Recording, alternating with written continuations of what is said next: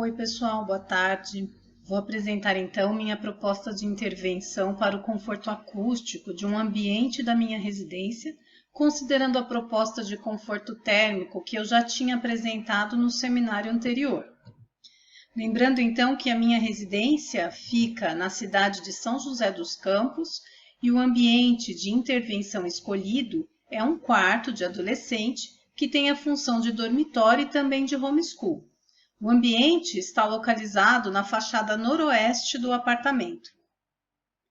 Tanto a residência quanto o ambiente em análise estão de acordo com as recomendações da Zona 3 da classificação bioclimática da norma brasileira 15.223, no que se refere à circulação do ar, à insolação e aos materiais de fechamento.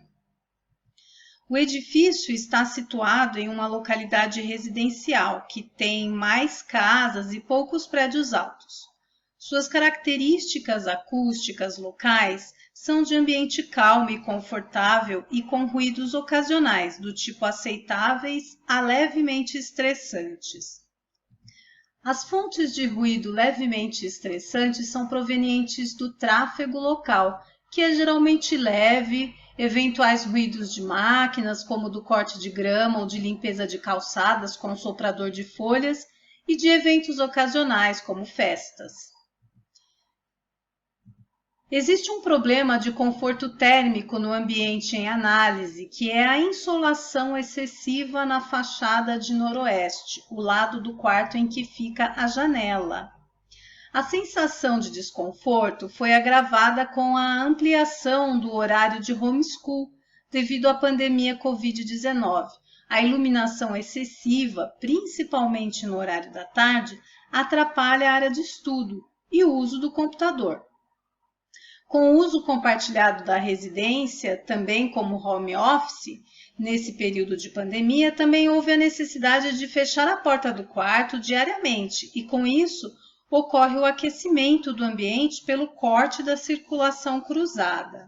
É importante considerar que, para a proposição de soluções, temos alguns fatores limitantes, que são evitar o uso de cortinas e do ar-condicionado devido a alergias respiratórias, manter a insolação na área da cama, que é desejável pelo mesmo motivo, pois os raios de sol contribuem para a higienização de colchões e travesseiros, pois eles matam ácaros e micro-organismos que se reproduzem diariamente.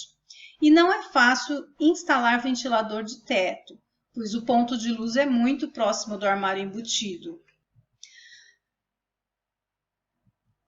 Para aumentar o conforto ambiental no quarto, as soluções já implantadas foram as seguintes: o conforto ambiental térmico, né?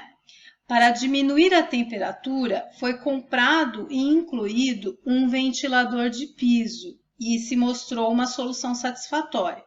Para diminuir a incidência solar na área de estudo, foi incluída na escrivaninha uma luminária que, dependendo da hora, mesmo de dia, fica acesa, e essa intervenção é combinada com o controle de abertura e fechamento da janela ou veneziana. Solução parcialmente satisfatória, ajudando mais no período noturno, pois a luminosidade continua incomodando. Pode melhorar. Então, será aplicada uma película refletiva de média capacidade de redução da luminosidade e da insolação, né? No vidro da janela, que reduzirá um pouco mais de 30% da insolação. O principal problema de conforto acústico no momento são os ruídos de vibração provocados por pisadas, arraste de móveis e batidas de bola no apartamento superior, pois os ruídos de conversação na própria residência têm sido minimizados com o fechamento da porta e assim tornam-se bastante aceitáveis. Chamamos de isolação os tratamentos utilizados para a redução de ruídos de impacto, que são aqueles causados pelo impacto do pisoteio, arrastos de móveis, brincadeiras, etc., provenientes de apartamentos superiores. Os tratamentos mais indicados são os de redução do impacto na fonte, por meio de revestimento da laje do apartamento de cima, com a instalação, por exemplo, de um piso flexível que possa absorver os impactos. Portanto, o tratamento ideal deve ser realizado antes da colocação do piso no apartamento de cima.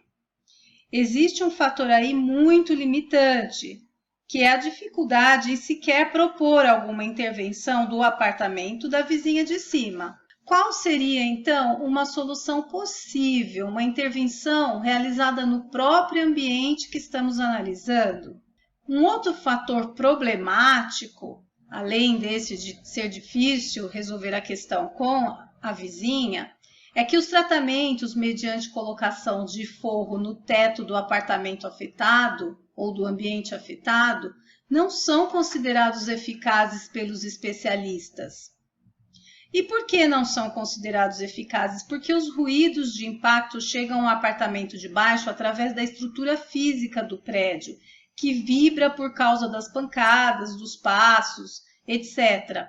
Então, o isolamento acústico do teto do apartamento afetado não impede os ruídos de serem propagados para o andar de baixo. Como reduzir, então, os ruídos que têm origem no apartamento de cima, segundo os especialistas? O ideal seria realmente falar com o vizinho e, dentro do possível, realizar o tratamento do piso ou reduzir esse tipo de impacto. É uma missão difícil. Alguns especialistas indicam a instalação de um forro de drywall ou green glue ou painéis acústicos ou de forro de madeira. Eles até indicam, os próprios especialistas, considerar mudar-se. Então, se fôssemos realizar uma intervenção nesse ambiente, o quarto, poderíamos optar pela instalação de um forro de madeira de pinos pintado de branco, pois a madeira atua como isolante acústico e até possui uma característica de isolamento térmico, mantendo ou ajudando a manter o ambiente com uma temperatura mais constante. O drywall também poderia ser uma opção, mas é bem mais caro que um forro de madeira. Podemos concluir que os problemas de conforto térmico no ambiente analisado são mais fáceis de serem resolvidos, enquanto que os problemas de conforto acústico somente podem ser amenizados a um custo alto, não compensando o custo-benefício neste caso. Nestes dois últimos slides temos a bibliografia consultada. Obrigada.